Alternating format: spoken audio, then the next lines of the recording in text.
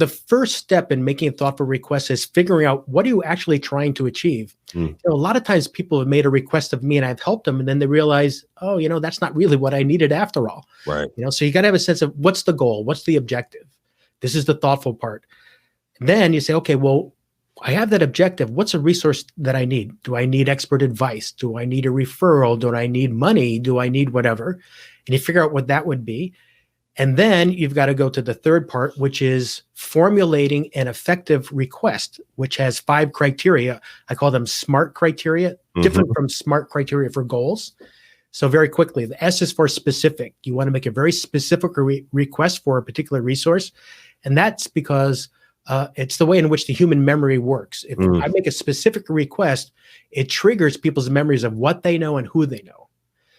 The M is meaningful. Right? So this is different than the M for SMART goals, which is measurable, which is great. Right. But here it's the why of the request. It's amazing. Many people leave that out. They just assume you must know it's important because I'm making the request, but people don't know. Right. You need to explain why it's important. The A is for action. You're asking for something to be done. The R is for strategically realistic, which means that I encourage people to make big requests, stretch requests, little requests, as long as they're genuine requests. But it has to be within, has to be realistic, has to be possible. And then the T is time. You want a deadline. And if a specific deadline is a lot more motivating than a general deadline. Yeah.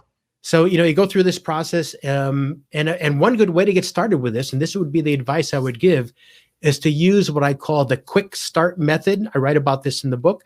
The quick start method has 5 questions. They're incomplete sentences. There's 2 parts missing in each sentence. And if you fill these out, I've done this in executive education with groups or with individuals, you get a pretty good sense of what you're trying to achieve and why. And I could tell you at least 2 of those. So I'm currently working on, and you would fill in that blank, and I could use help too. All right. So you fill in those 2 blanks.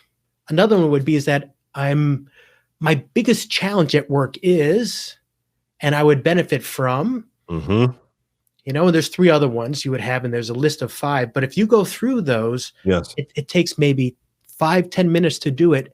You get a much firmer sense of, okay, what am I trying to achieve? What's the resource that I need? How can I formulate it as a SMART request?